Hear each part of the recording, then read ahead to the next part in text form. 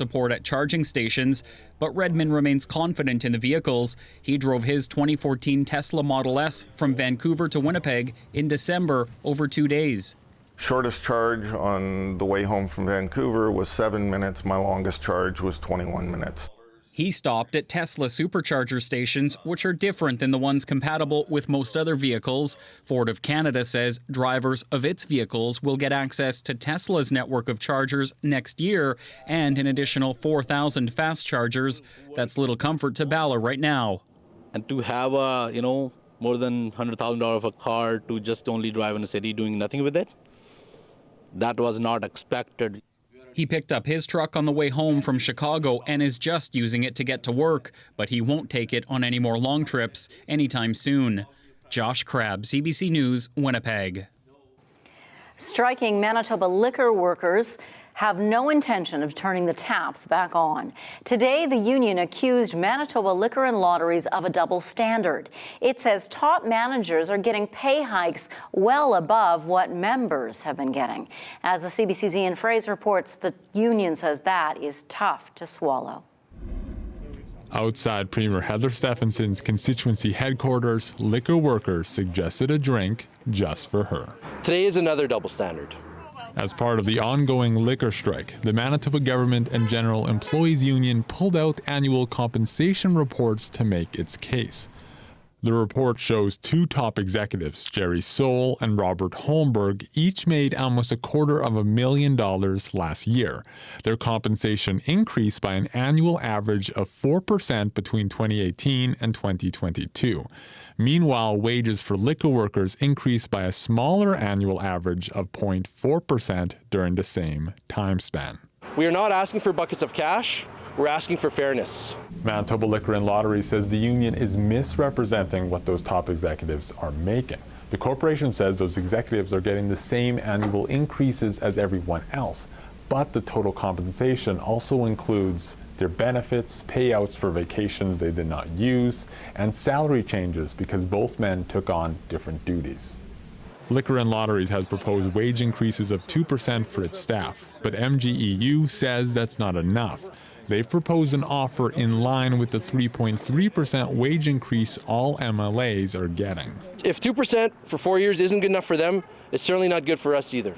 The labor dispute started in mid-July. A series of rotating strikes by the union and lockouts by the employer escalated Tuesday into a full strike. Ian Fraser, CBC News, Winnipeg. Manitoba New Democrats are promising to reverse a change to provincial labour standards made by the Progressive Conservatives. NDP leader Wab Kinew says if he's elected premier this fall, Manitoba will restore a 1-to-1 ratio between apprentices and supervisors in skilled trades. That's what the ratio used to be until the PC government relaxed the rule. Since December 2020, only one journey person has been required to look after two apprentices. Kinew says that's not safe. He says Manitoba needs to do a better job of attracting workers to skilled trades. We need to double the number of tradespeople in our province in the coming years.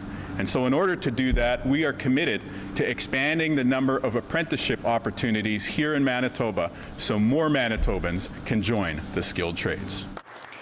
Now, Kinew also promised to hire more workplace safety inspectors. When asked how he would do that, how many he would hire or how much it would cost, he couldn't say. A major Brandon route was closed for about 9 hours today after a train derailed and hit an overpass.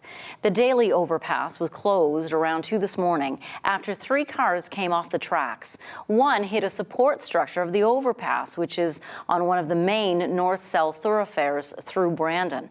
Brandon police closed the bridge for safety reasons while engineers inspected the damage. The 60-year-old overpass is in the midst of being replaced by a new 4-span bridge. A multi-million-dollar settlement has been reached in a class action lawsuit against a former priest. Ralph Rowe, who's now in his 80s, was convicted of 75 sexual crimes. The former Anglican priest and scoutmaster was accused of abusing as many as 500 children. Rowe worked in Northern Ontario and Manitoba during the 1970s and 80s.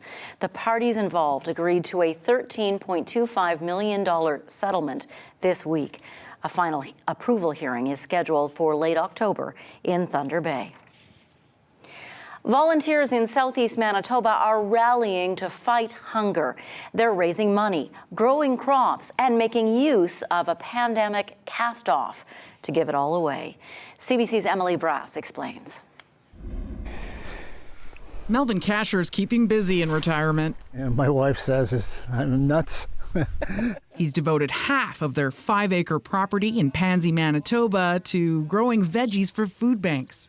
It's all the potatoes from there all the way to the trees, eh?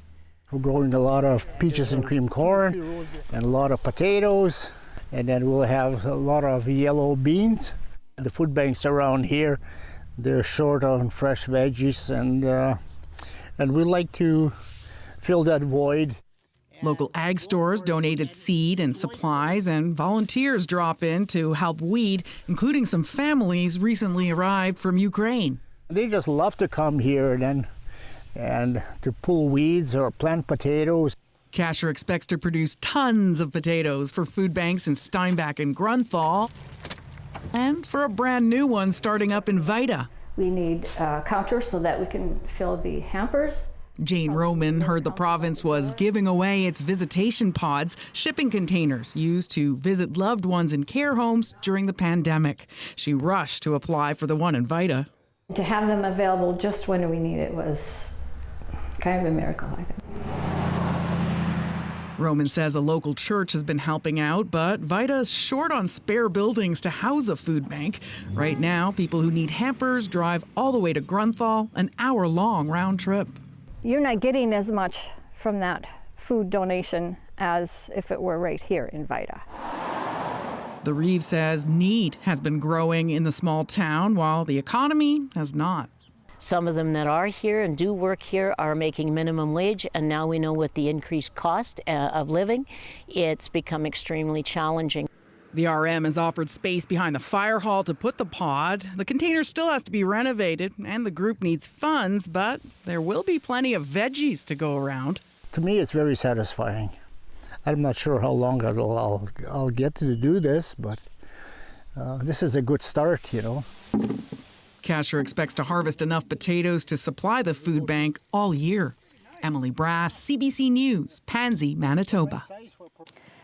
Hundreds of lanterns lit up the night outside the Manitoba Legislative Building last evening.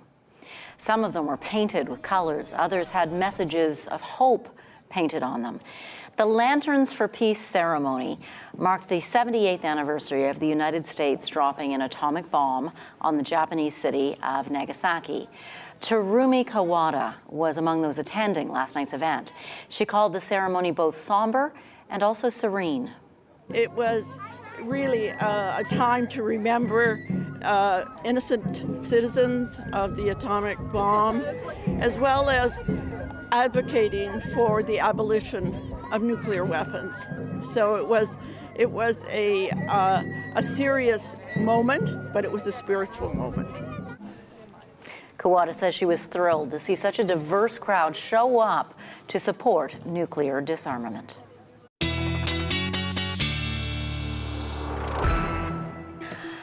Our CBC Radio Noon host and weather specialist, she does it all. Marjorie Dowhouse joins us now. Boy, rain is on its way. It's here. It's here. It's here. And because of the rain, Janet, the Winnipeg Goldeyes were supposed to play tonight. They were supposed to play Lincoln out at Shaw Park, but that game has been postponed because of the rain. So anyone who has tickets should get in touch with the Goldeyes, and they say you can replace those tickets for another game. They'll make up that game, by the way, in Lincoln in a doubleheader. Rain. Let's take a look right now at the current conditions here in Winnipeg. So not only have we been watching rain fall this afternoon, we've also been watching the temperature fall. 16 degrees is what we're at right now. Wind out of the southwest at about 7 kilometers per hour. That barometric pressure is dropping. Our daytime high today got up to 21 in Winnipeg, and that was around the noon hour. It's been dropping ever since. Here's a look now at the satellite radar, and you can see just how big this system is. It started in the west this morning, continues to push out east. It's now pushing into northwestern Ontario. Futurecast here, you're going to see as well just how long this is going to stay with us. So Thursday evening, there is the risk of a thunderstorm associated with this. This will continue overnight into Friday. We might see a little bit of a break on Friday morning, you can see there, but then we're still looking at showers Friday afternoon. That continues Friday night. Should see a little bit of it tapering off by Saturday. You can see there a cloudy sky, but Saturday, there's still the chance of showers. And as we look forward to Sunday, also showers in the forecast, so it's looking like a wet weekend. Here's some projected rainfall that we're looking at between Thursday evening and Saturday. So the bulk of this system, really, the rain is going to fall in the Portage area and Gimli, where it can bring anywhere between 40 millimeters of rain, 35 to 40 millimeters of rain. Here in Winnipeg, we're expecting anywhere between 10 to maybe 15 millimeters. Brandon, 10 millimeters. In Winnipeg, though, tonight we are expecting 5 fog patches developing overnight, a low of 9 degrees. So it's going to be cool tonight. Wind also out of the south, 20 gusting to 40. We could see a break in those showers tomorrow morning, mainly cloudy, looking at about 16 degrees around 8 o'clock, but the showers return tomorrow afternoon, high of 22, with the risk of a thunderstorm, wind out of the west at 20 kilometers per hour. A look now at your regional forecasts for tomorrow, and it's really 2 different stories. We've got clear skies up in the north and rain to the south. So tomorrow in Thompson, starting off the day, cloudy, 21 degrees, clearing up by the afternoon. Churchill, sunny and 21. Showers for you in Flin Flon and the Paw, 16 and 17 degrees there. Showers for the Brandon area, high of 22, 21 in Dauphin. There is the risk of a thunderstorm associated with those showers as well. Showers here in the southeastern corner of the province, stretching all the way to the Interlake, high of 23 in Emerson. Risk of a thunderstorm as well. We're going to start off the day with fog, and then that will dissipate later on in the morning. And again, that system pushes into northwestern Ontario. Showers for you tomorrow, but you are expecting to see those showers taper off by the afternoon. Local amounts for Red Lake, Dryden, and Fort Frances, anywhere between 10 to 15 millimeters expected. I'll have your extended forecast coming up in just a little bit, Janet. Thank you very much, Marjorie. Sad news out of Hawaii. At least 36 people have died as wildfires devastated much of a resort city on the island of Maui. We'll get you the full story after the break.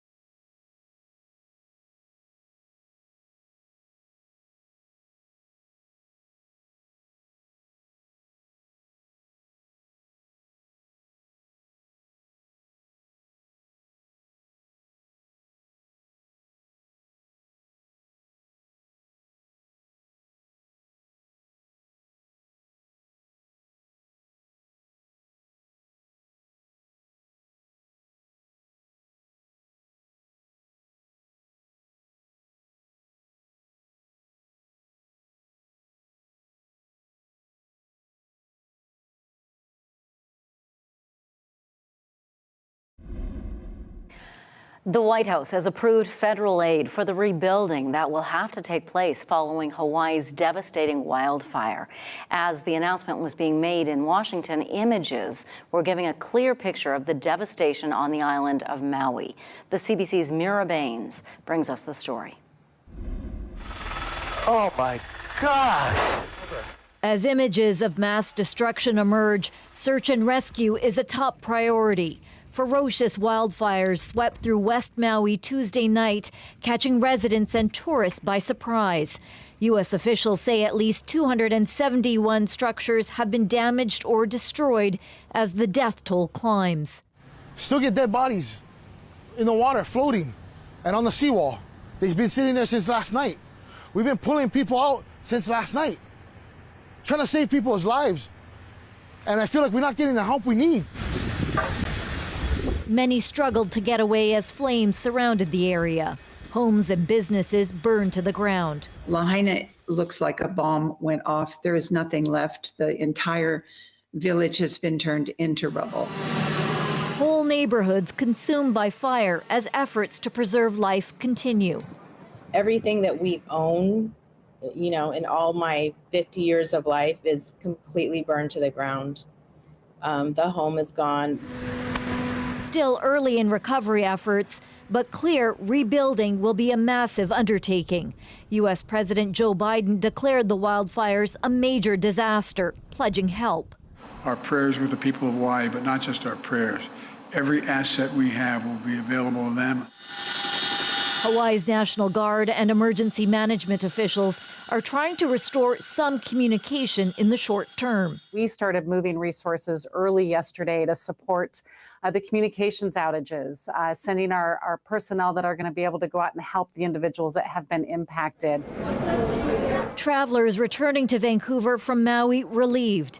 Some were counted traveling a back road to get to the airport. It's a pretty treacherous road. It's not recommended to travel on that road, but they opened that road one way for everyone to get out. It was very scary, I'm not gonna lie. It was pretty harrowing, and your dream vacation turns into something like this.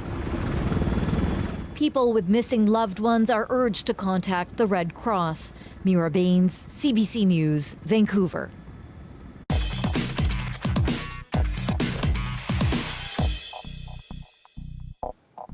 Canadian fans of Taylor Swift are thrilled. She will perform 6 shows in Toronto late next year, especially those who got tickets. And those fans are not alone. Business owners also delighted. Ellen Morrow shows us why. Call it Taylor-nomics. Everywhere Taylor Swift goes, dollar signs follow. Something businesses know all too well. We just got here this morning. We took a 5 a.m. flight, and then we had the Uber take us straight to the merch line. We're gonna go to the Space Needle Art Museum. Swift's 6-night stint in LA gave the local economy an estimated $430 million bump. Chicago had its highest hotel occupancy rate ever when Swift performed. Basically what I'm trying to say is you're making me feel like I'm the man. And Las Vegas credits her with bringing visitor numbers to near pre-pandemic levels. It's like hosting a Super Bowl in your community. In Toronto, that Super Bowl will last 6 nights. I mean, the numbers are astounding. It does have the potential to alter the lives of, and owners of businesses and their workers. Sina Jalilzadeh is ready for it. Hi, how are you? Owner of an Italian restaurant steps away from the Rogers Centre. We're definitely anticipating a lot of tourists from all over Canada to come. What does that mean for a small family-run business like yours? Anytime we have 40, 50,000 people coming to an event, it definitely helps with the sales. And I guess if she brings a boost in business, then maybe you'll become a Swiftie? Absolutely, yeah. Of course, yeah. Crafty Swifties are also trying to cash in. Stephanie Wong is selling the friendship bracelets fans exchange at concerts. I think I'll get a lot more sales once people get their tickets. Wong has made $1,000 since January and can't wait for the Toronto dates. I purchased beads ahead of time, so I have a lot. Thank you, Taylor, for helping me increase my Etsy sales. Many in Toronto will be feeling that same gratitude next year. Ellen Morrow, CBC News, Toronto. When a small town in Alberta did some sprucing up this spring, welcome signs along the road came down. Trouble was, some of those signs told visitors about a famous group that once called the town home. The CBC's Elise Von Schiel picks up the story. Not many people are stopping for photos of this sign anymore, but just a few months ago, it was a traffic hazard. We've had a few close calls of people pulling over to the side of the road and people getting out to take pictures, and there's no roadside pullouts. Hannah, a town of about 2,600 people northeast of Calgary, is the birthplace of one of Canada's biggest rock groups, the band Nickelback. Hey, I wanna be a rock star. Its members grew up here. The town's welcome signs once highlighted that with pride, but when some money came to freshen them up in May, Nickelback was dropped, and the decision isn't going over well with some residents. I think they've been up for so long, I just thought it was part of the community, and I don't think it hurts to advertise it. I'm kind of disappointed. I mean, we're all fans of Nickelback. We grew up knowing them. My dad taught him guitar when he was little, so we'd like to have it back. Town officials say the risk of car accidents was one thing, the age of the sign another factor. And with a list of hometown heroes that also includes former NHLers Lanny McDonald and Jim Nill, they say it wasn't right to pick just one. Instead, the signs will get new homes. 2 will go to the local museum and tourist center, and the other will go to Lanny McDonald's restaurant in Montana, with Lanny's name added. A new sign in Nickelback's honor will be installed in a few months in the town the band stays close to, even all these years later. 27 years, blood, sweat, and tears, started off 300 kilometers southeast of here in a little town called Hannah. The signs are causing a lot of debate in town, but outside of it as well. Hannah's mayor says lead singer Chad Kroger's record label has reached out for a conversation, and there's little mystery what it's about. Elise Von Schiel, CBC News, Hannah, Alberta. After several previous preliminary trips, commercial space travel company Virgin Galactic made its first flight today with paying customers on board. 3, 2, 1, release, release, release. The rocket ship launched from the underside of an airplane over New Mexico and then traveled to the edge of space. Passengers included sweepstakes winners and a former Olympian. He bought his ticket back in 2005. The price now is $450,000. And even with that, the company says about 800 people are on the waiting list. After the break, Marge will show us what our 7-day forecast is back here on Earth, and we'll leave you with the Daily Lift. You're watching CBC.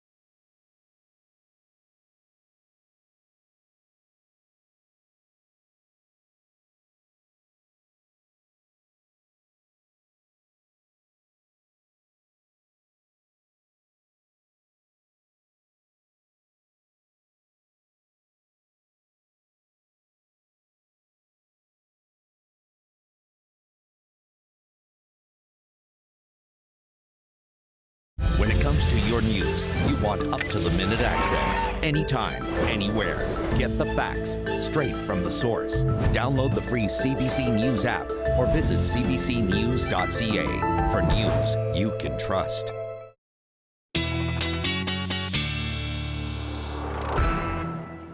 Well, it is looking like a very wet forecast. So showers on Friday, Saturday, starting off the day cloudy with the chance of showers. Showers again on Sunday and a high of 20 degrees. Temperatures are going to be a little bit cooler, but they'll start to warm up a little bit, and then we'll start to see some clearing by the start of next week. Well, Janet, people usually picture elephants as big, majestic, and ponderous. It's just kind of thoughtful, and they have great memories. But apparently they can be playful too. Here's tonight's Daily Lift.